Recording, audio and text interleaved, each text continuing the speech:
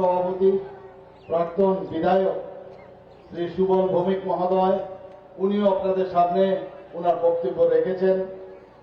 আমাদের মাঝে উপস্থিত আছেন সাউথ ত্রিপুরা ডিস্ট্রিক্টের যিনি সভাধিপতি শ্রীমতী কাকুলি দাস দত্ত মহোদয়া, আমাদের প্রাক্তন বিধায়ক এবং এই ডিস্ট্রিক্টের মাননীয় সভাপতি শ্রী শঙ্কর রায় মহোদয় এবং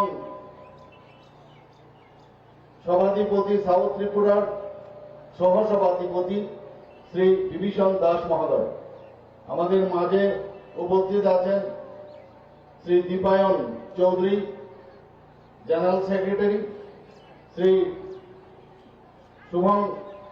সুশঙ্কর ভৌমিক মন্ডল প্রেসিডেন্ট নিঃসমুখ, শ্রী চন্দ্রশেখর ত্রিপুরা ব্লক প্রেসিডেন্ট নিঃসমুখ ত্রিপুরা এবং অশেষ বৈদ্য আমাদের প্রাক্তন মন্ডল প্রেসিডেন্ট এবং অন্যান্য বিশিষ্ট নেতৃবৃন্দ এবং আমার সামনে উপস্থিত আছেন মা ও বোনেরা এবং অত্র এলাকার সমস্ত সুধী নাগরিকবৃন্দ এবং মিডিয়া বন্ধুরা, সবাইকে আজকে এখানে এই রোদ্দুরের মধ্যে আপনারা বসে থাকার জন্য দাঁড়িয়ে আছেন, অনেককে দেখতে পাচ্ছি, সবাইকে আমি হার্দিক অভিনন্দন জানাচ্ছি। বন্ধুগণ, এখানে বিস্তারিত আলোচনা করেছেন আমার পূর্ববর্তী বক্তারা, আমি বেশি কিছু বলবো না, কয়েকটা বিন্দু আপনাদের সামনে আমি রাখবো, তারপর আরেকটা প্রোগ্রাম আছে সেখানে আমাদের যেতে হবে। বন্ধুগণ, আমরা কিছুদিন আগে দিল্লিতে গিয়েছিলাম, সেখানে আমাদের যে কার্যকারিণী বৈঠক ভারতীয় জনতা পার্টির, সেই বৈঠকে আমরা উপস্থিত ছিলাম। সেখানে আমাদের মাননীয় প্রধানমন্ত্রী যে আমাদের একটা টার্গেট দিয়েছেন, উনি বলেছেন 370 এবার আসন সংখ্যা আমাদের শুধুমাত্র ভারতীয় জনতা পার্টির পেতে হবে এবং আমাদের সাথে এনডিএর যে পার্টনার সবাই মিলে 400-র উপরে আমাদের আসন সংখ্যা পেতে হবে।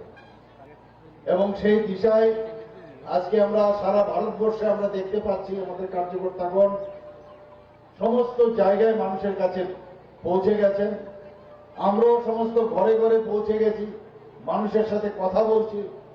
সেখানে মাননীয় প্রধানমন্ত্রীজি সেই কথাটাও বলেছেন, গিয়ে বলবেন যে মোদিজি আপনাদের কাছে আমাদের পাঠিয়েছেন এবং মোদিজির আশীর্বাদ চাইছেন এবং সেই দিশায় আমরা সব জায়গায় যাচ্ছি এবং মানুষ, আমি সব জায়গায় সারা ত্রিপুরার প্রতিটি প্রান্তে আমি যাচ্ছি, মানুষ মোদিজিকে ভালোবাসেন, মোদিজিকে শ্রদ্ধা করেন এবং মোদিজির উপর আস্থা আছে, সেটা আমরা দেখতে পাচ্ছি।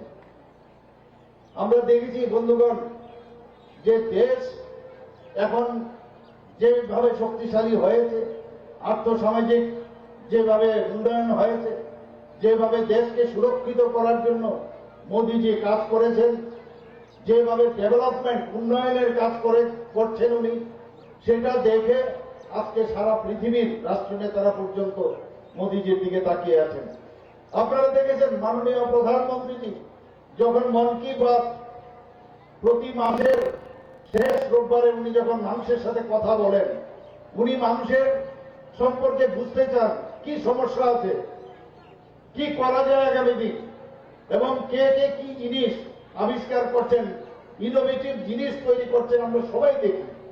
এইরকম প্রধানমন্ত্রী আমরা কোনোদিন দেখিনি এবং এই যে প্রতি শেষ রোববার প্রতি মাসে উনি যে মন কি বাত অনুষ্ঠান করেন, সারা পৃথিবীতে এখন আলোচ্য বিষয়, যার কোনো রাষ্ট্রনেতা প্রেসিডেন্টে হোক প্রধানমন্ত্রী হোক কোথাও এই ধরনের কোনো দেশে এই মন কি বাত অনুষ্ঠান করেন না এবং সবাই আশ্চর্য হয়ে যায় যে মোদিজি কিভাবে এই কাজটা সম্পন্ন করেন। আজকে সবাই মোদিজির দিকে তাকিয়ে আছেন। আপনারা সবাই জানেন ইউক্রেন রাশিয়ার যে যুদ্ধ, সেখানে আমাদের যখন সেখানে একদম এক্সট্রিম যুদ্ধ হচ্ছে, সেই জায়গায় এই অপারেশন গঙ্গা করে যখন আমাদের ওখানকার ভারতীয়রা আসলো, সেখানে শুধু ভারতের পতাকা দেখে আমাদের ওখান থেকে প্রায় 22 থেকে 23 হাজার যে ভারতীয় তাদেরকে উদ্ধার করে নিয়ে এসছে এবং সেই পতাকা তোলে পাকিস্তানে যারা ওখানে বাস করত তারাও ভারতীয় ফ্ল্যাগের মাধ্যমে, যে সেখানে কিছুক্ষণের জন্য বিরতি দিয়েছিল যুদ্ধের, সেই পতাকা তোলে তারাও চলে এসেছেন। বন্ধুগণ, আপনারা জানেন যে অপারেশন অজয়, সেটাও যখন আমরা সেই ইসরায়েলের ঘটনাতে, সেখানেও আমাদের প্রায় 2000-এর উপরে ভারতীয়কে ওনারা, আমাদের মাননীয় প্রধানমন্ত্রীজি যখন আবেদন করলেন সেখান থেকে উনি নিয়ে এসছেন। এক একবার আমরা এক একবার চিন্তা করি, মাননীয় প্রধানমন্ত্রীজিকে আমরা দেখেছি, G20-র সময় আমরা দেখেছি যে অনেক রাষ্ট্রপ্রধান মাননীয় প্রধানমন্ত্রীজিকে পায়ে ছুঁয়ে, পায়ে হাত দিয়ে পাকতে ছুঁয়ে উনার আশীর্বাদ চাইছেন। কেউ মাননীয় প্রধানমন্ত্রীজিকে মিস্টার বস করে উনাকে সম্মান করেন, সম্বোধন করেন। এটা কিন্তু এমনিতে হয় না, উনার চেহারা দেখে হয় না, কাজের কারণে। যে প্রধানমন্ত্রীজি আজকে দেশকে যেভাবে শক্তিশালী করছেন সেটাকে দেখে আজকে কথায় কথায় আপনারা সবাই জানেন, দেখেছেন, আমাদের সোলজারদের গলা কেটে পাকিস্তান আমাদের দেশের মধ্যে ফেলে রাখত, পার্লামেন্টে আক্রমণ করত। আমরা জম্মু এন্ড কাশ্মীর এবং নর্থ ইস্টের সব জায়গায় দেখতাম এই বিদেশি তাদের প্ররোচনা, তাদের আমরা অশান্তির এক পরিবেশ আমরা দেখতাম। এখানে রায়ট হতো, কথায় কথায় হিন্দু মুসলিম রায়ট, বিভিন্ন জাতিদের মাধ্যমে জাতিদের মধ্যে এই ধরনের রায়ট আমরা প্রায়শই দেখতাম। আমরা বোম্বের সেই কাহিনী আমরা সবাই জানি, কিভাবে টেররিস্টরা ঢুকেছিল।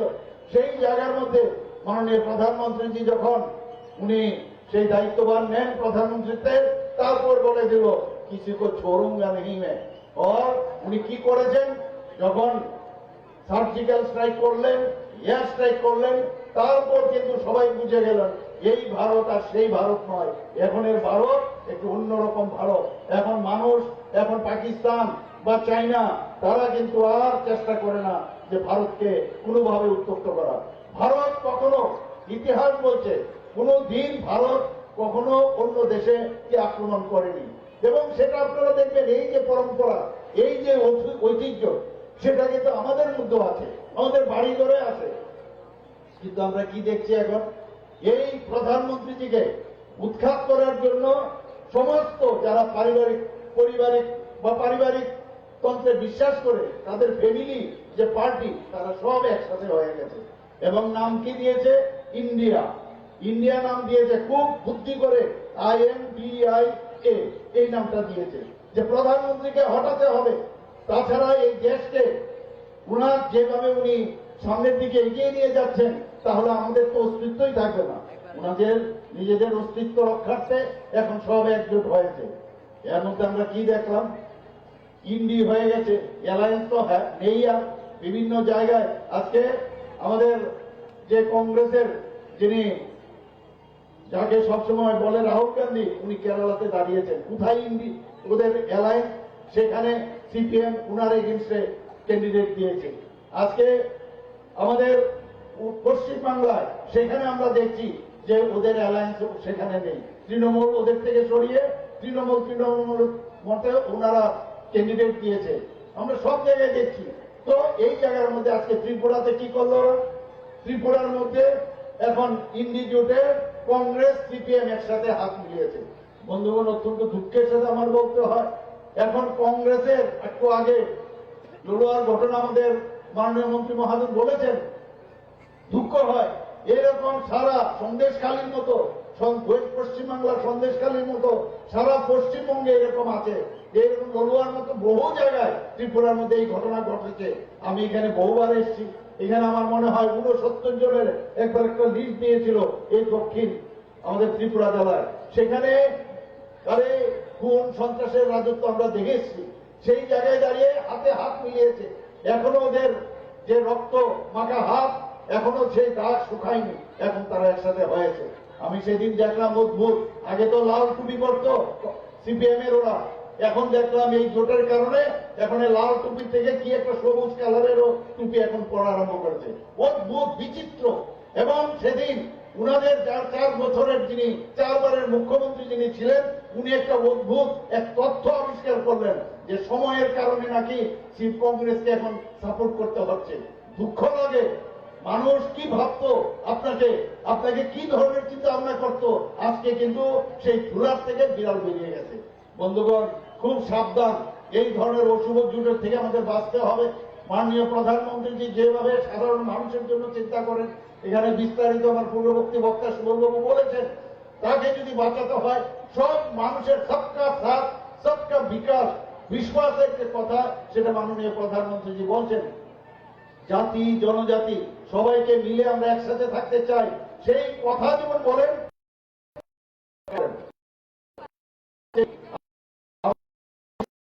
মন্ত্রীজি যে কাজটা করেছেন, সবচেয়ে বেশি যদি নর্থ ইস্টের মধ্যে আমাদের ত্রিপুরা সবচেয়ে বেশি লাভবান হয়েছে। হীরা মডেল উনি আমাদের দিয়েছেন, সবাই আমরা জানেন। আমাদের টিঙ্কুবাবু বলেছেন যে চারিদিকে আমাদের ন্যাশনাল হাইওয়ে হচ্ছে, 6টা ন্যাশনাল হাইওয়ে উনি আমাদের দিয়েছেন, আরো 4টা ন্যাশনাল হাইওয়ে উনি অন প্রিন্সিপাল সেটাকেও মেনে নিয়েছেন, তার জন্য আর্থিক ব্যবস্থা করছেন। আমাদের এখানে ইন্টারনেট, 3rd স্ট্রংগেস্ট ইন্টারনেট ত্রিপুরাতে। শুধু তাই নয়, আমরা কোনোদিন যেটা ভাবিনি, ত্রিপুরা থেকে যেভাবে রেল এখন প্রায় 17টা থেকে 18টার মতো এক্সপ্রেস ট্রেন এখান থেকে যায়, রাজধানী এক্সপ্রেস যায় এখান থেকে, আমাদের এখান থেকে কাঞ্চনজঙ্ঘা যাচ্ছে, বাংলাদেশের সাথে এখন রেল যোগাযোগ হয়ে যাবে। তো চারিদিকে এত সুন্দর কমিউনিকেশন হচ্ছে, ন্যাশনাল হাইওয়ে হচ্ছে। আমি সব জায়গায় বলি, উনি এত রাস্তা আমাদের করে দিয়েছেন, সেই রাস্তা শুধু রাস্তা না, কংক্রিটের বা পিচের রাস্তা না, রাস্তা আমাদের রাস্তা দেখাচ্ছেন মাননীয় প্রধানমন্ত্রী।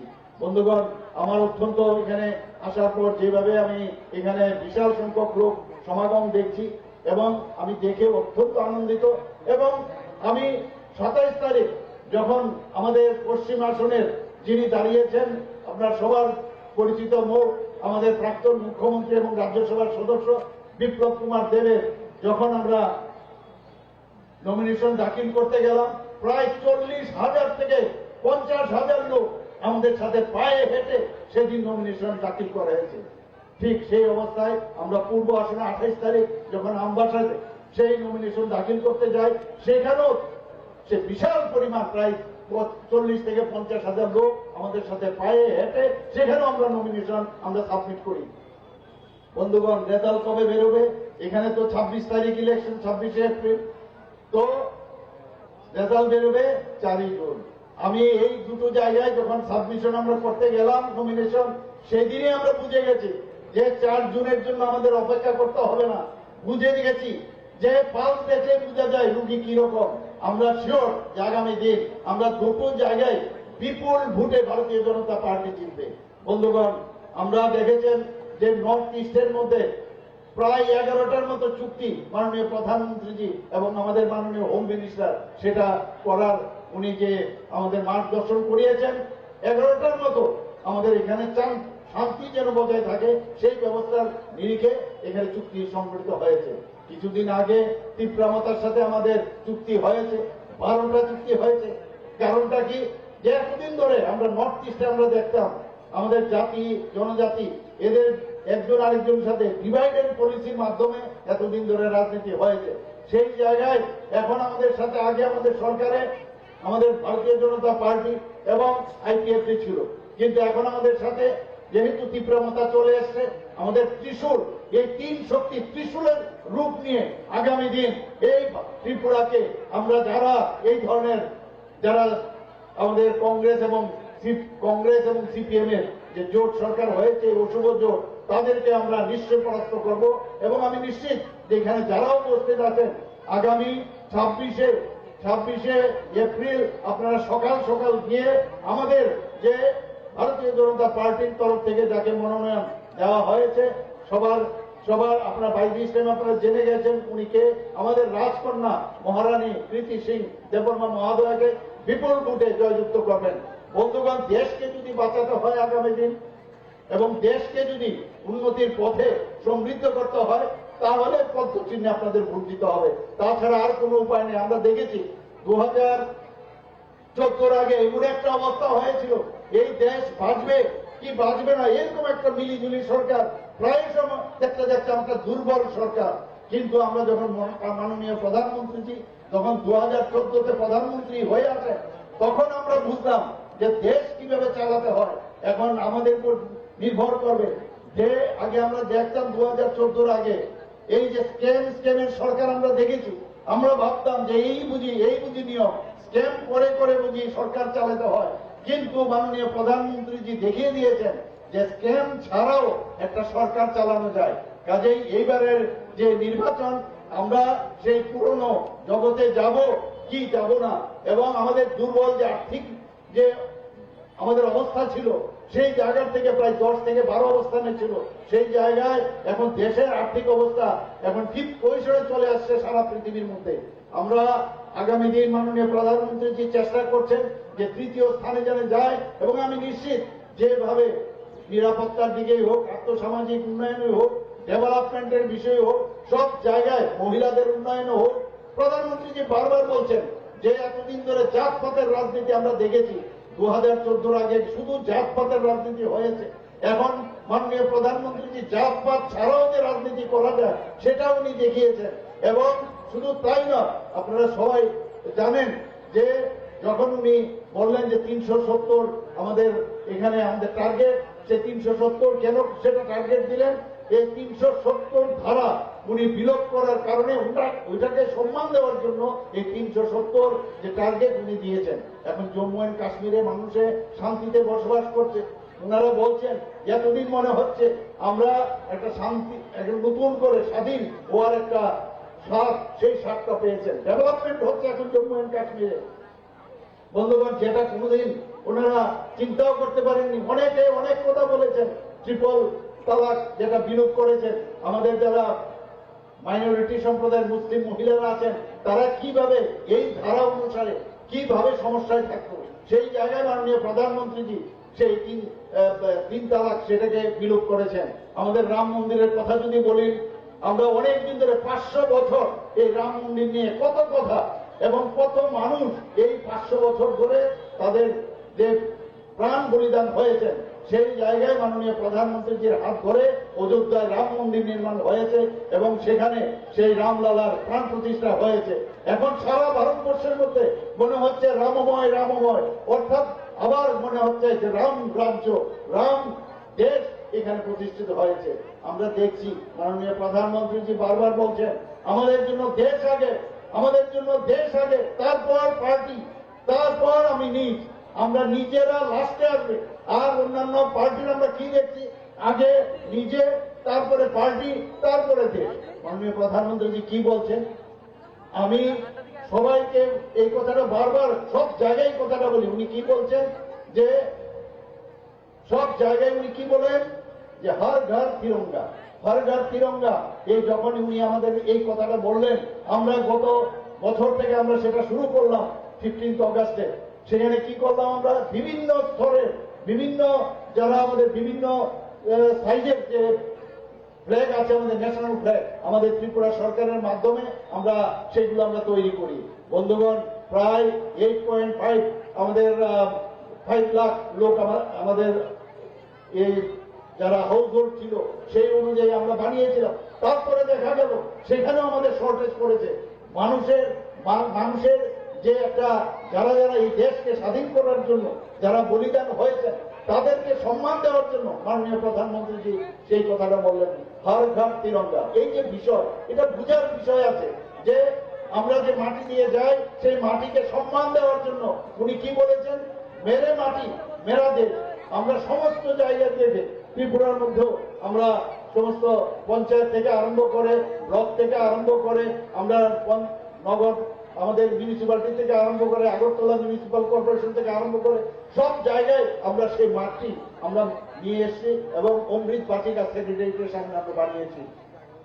শুধু তাই নয়, উনি কি বলেছেন, সেখানে এই যে 75 বছর আমাদের স্বাধীনতা হয়েছে, তার মধ্যে 75টা ইন্ডিজিনাস যে গাছ সেখানে লাগাতে হবে, সেই কাজটা আমরা করেছি।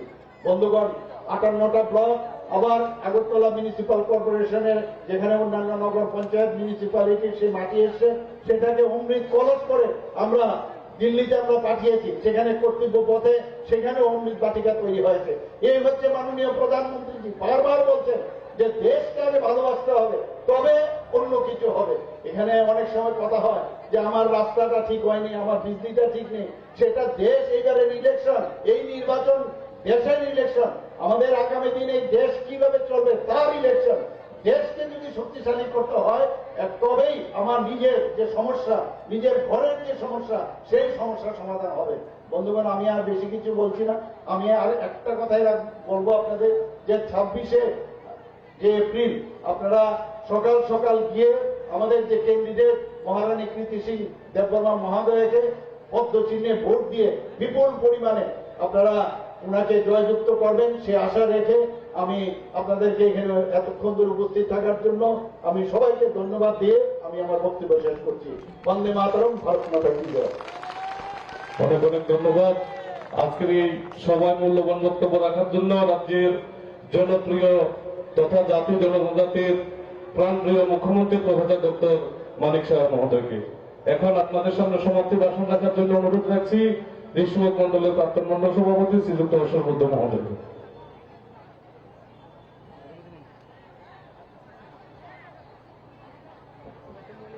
সকলকে নমস্কার। আজকে আমাদের ভারতীয় জনতা পার্টি ঋষ্যমুখ মন্ডলের উদ্যোগে আমাদের জনপ্রিয় মুখ্যমন্ত্রীর উপস্থিতিতে আসন্ন লোকসভা নির্বাচন